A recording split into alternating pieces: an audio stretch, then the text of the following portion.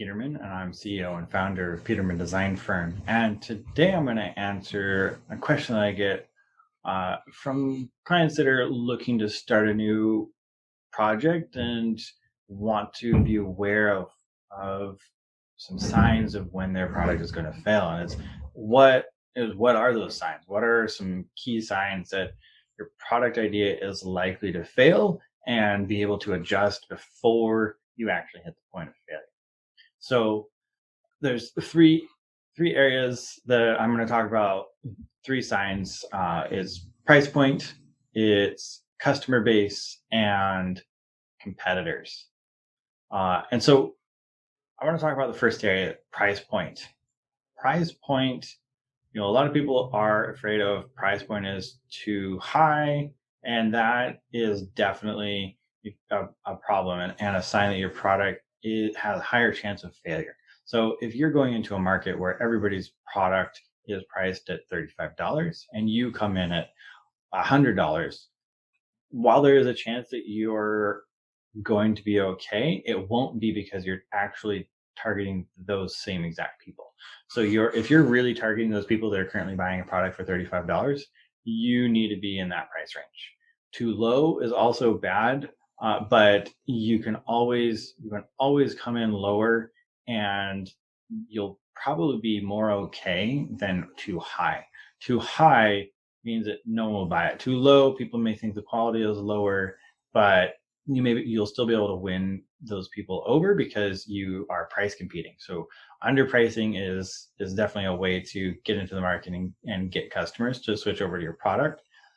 Price point too high, you may not have any sales at all. So if your price point is too high, or if someone is trying to launch a product with a price point that is too high, that's typically a sign that this may not do really well, and its chance of failure is definitely higher. Next area I want to talk about is customer base. So if you have no customer base or it's really small and you're not doing any marketing and you have no systems and no process in place to grow your customers, your product has a high chance of failing.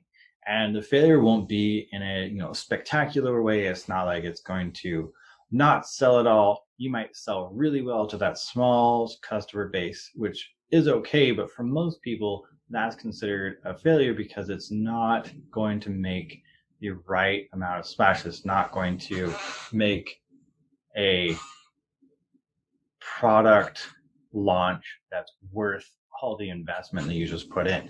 So if you don't have a high enough sale up front, if you're not able to gain that traction that you really need, then your product is likely going to be one that's going to be cut. In bigger companies, if it's not a product launch that's solid enough, the product is probably going to get phased out or killed rather quickly, and they'll just end the product and not keep the launch. For a startup, that can mean the difference between still having a startup and going back to square one with nothing. And so you want to make sure that your customer base is as big as possible. Or if you have a small customer base, it's totally fine. Start with none.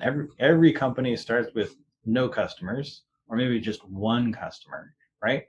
But you got to make sure that you have things in place to grow your customer base easily, quickly, and effectively, because otherwise you're going to end up with a product that's out there. Yeah, you may have sold to your small base, but it's not going to be enough to really get the momentum.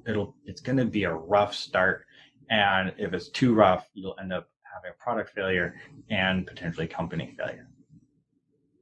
Now, the last area that I want to talk about is competitors. And the part that I want to talk about with competitors isn't necessarily having competitors, but if your product is unprotected and maybe it's something that can't be patented, but it is really easy to copy, just in terms of what it does or how it works, and it's something that you can't compete on at pricing, if your competitors are able to easily copy your new product and they're bigger than you, then they will be able to put more, there's a potential there for them to be able to put more resources and more money and more effort into launching a product. So you may start out in the lead, but you may be pushed out of that product segment, and that product may end up failing because they're able to undercut you or produce more or put more money into marketing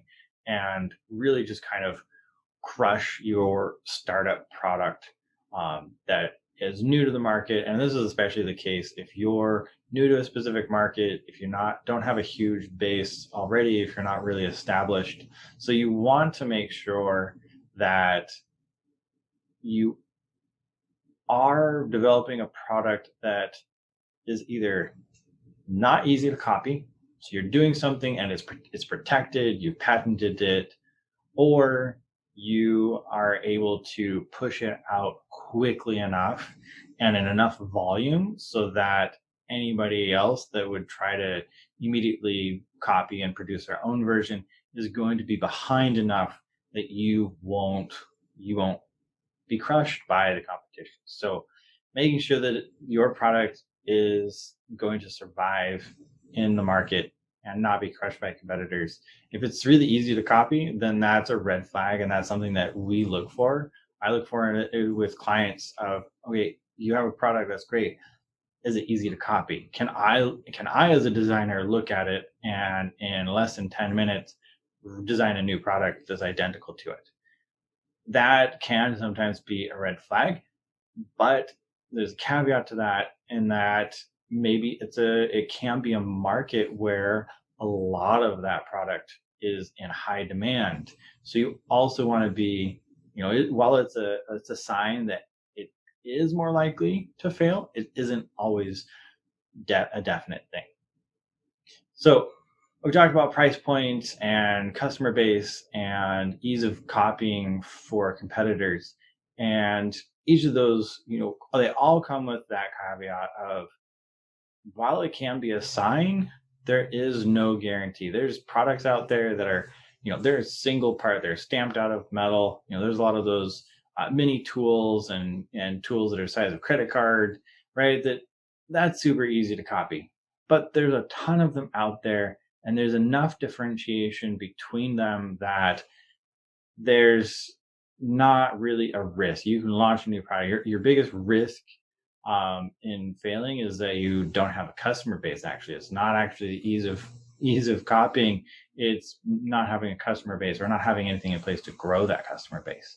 And so, you look at these things and you are aware of them, but if even if you have one or two of these, don't see it as a complete no-go for a project.